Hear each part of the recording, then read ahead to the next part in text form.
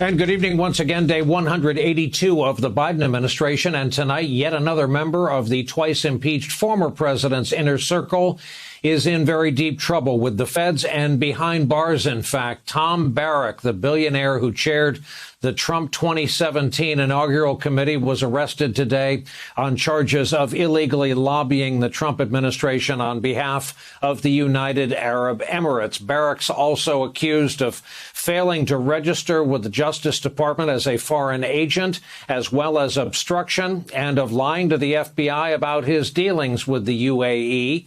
He's been friends with Donald Trump since the 80s. Barrack helped rescue his business and later became a top fundraiser for his presidential campaign and the inauguration.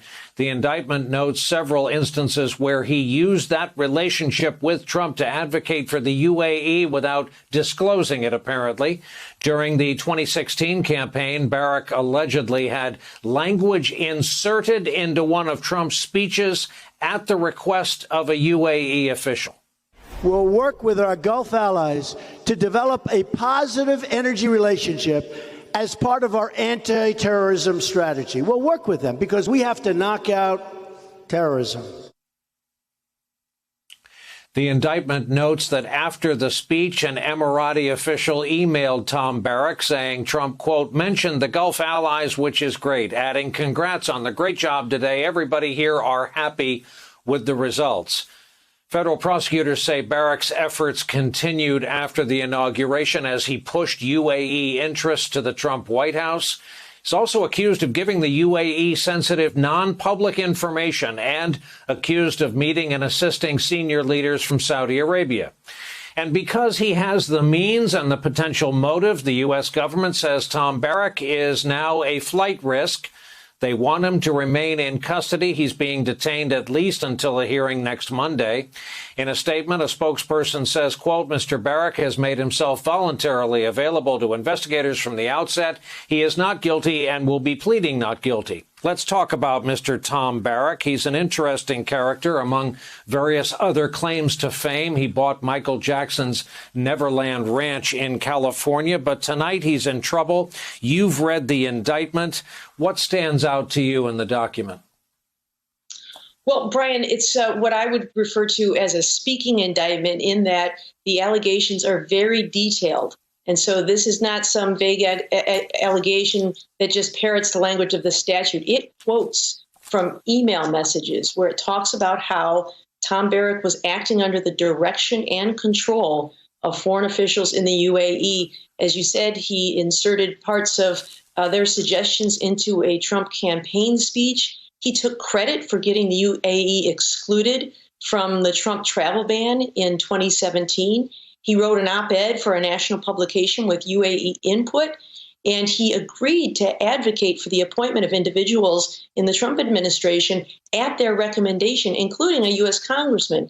I think, Brian, sometimes people dismiss charges under these statutes as mere regulatory offenses, paperwork errors, but that's not what this allegation is at all. It is alleging that Tom Barrack acted as a secret agent on behalf of the UAE and that he betrayed the United States and he betrayed President Donald Trump.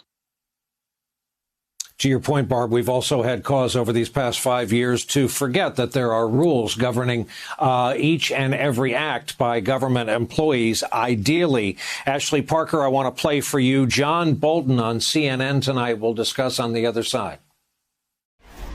Trump's propensity, and it began during the transition, I think that's been pretty clearly documented, to ignore normal channels, to have friends, members of his family engage with foreign governments. Ashley, you're among the living experts on Donald Trump and the Trump administration. Does that square with your reporting? Absolutely. And that was actually one of the first things when I was struck by when I saw the indictment and read the news is just how easy it would be for someone like Tom Barrack or anyone really to get in the president's orbit and influence him in major ways. You could see in another administration, someone else not disclosing their lobbying ties, trying to do the same things. But there's a internal NSC structure. There's a traditional way that meetings are held and policies are debated, and it would be hard for them to get as far as Tom Barrack allegedly did, inserting language in a speech and influencing the president in other ways. But this is a president where the last person to talk to him, who called his personal cell phone late at night, somebody who stopped by the White House unannounced, got waved in by a friend, ended up in the Oval Office, could put a news story or a tweet in front of the president and absolutely change the direction of policy. And one person, when I was covering the Trump White House, remarked to me,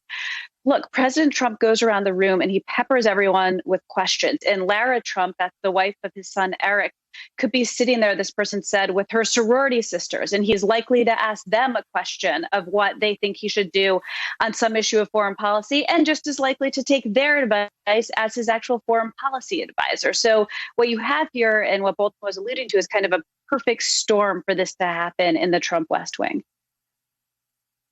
Sam Stein, aside from being a living reminder of the grift that everyone just survived, is there a central feature of the Tom Barrack story that stands out to you? Well, it's what Ashley talked about, which was here was a president without any firm ideology, for whom access, money, and political instincts were the overriding principles.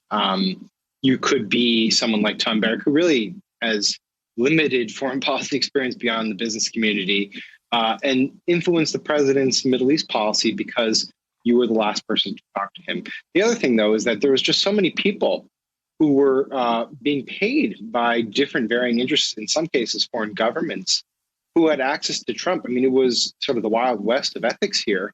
But, keep in mind that Michael Flynn was also a foreign agent at the time of the transition, paid for by the Turkish government. So it was almost like a foreign policy for purchase early in the Trump years. And it's a little bit scary as a proposition. Now, of course, we have to concede Tom Barrack is pleading non-guilty to this, so the charges have not been proven.